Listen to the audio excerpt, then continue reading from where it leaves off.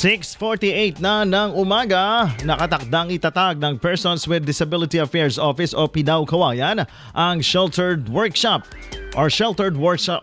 Center para sa mga persons with disability. Ayon kay PDAW Head Jonathan Galutera, ang nabanggit na pasilidad ang magsisilbing training providers para sa mga unemployed PWDs. This year po, establish po natin yung Sheltered Workshop Center na kung saan yan po ang magiging training providers na ng ating mga unemployed PWDs, pag-develop ng mga skills, talents po niya.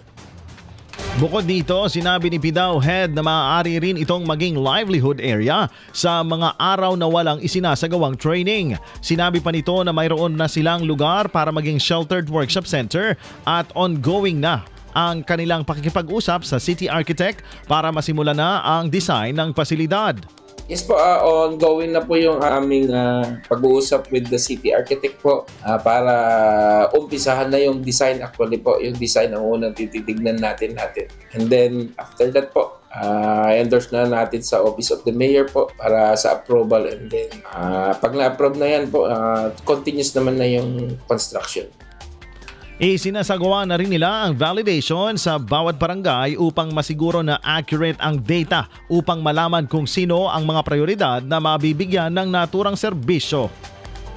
Yes po, actually po, dinadrap na po namin yung manual of operation po ng ating magiging sheltered center po. Wherein, syempre may mga database po kami and then ongoing po yung validation namin. Actually, may mga staff po ako na na-deploy na ngayon sa mga barangay na ongoing yung validation para at least ma-monitor namin kung saan sino yung mga PWDs talaga na walang mga trabaho. Although meron kaming records pero gusto namin accurate po yung data natin para at least makita natin yung kalagayan. Sila po yung mga priority natin na mabibigyan ng serbisyo.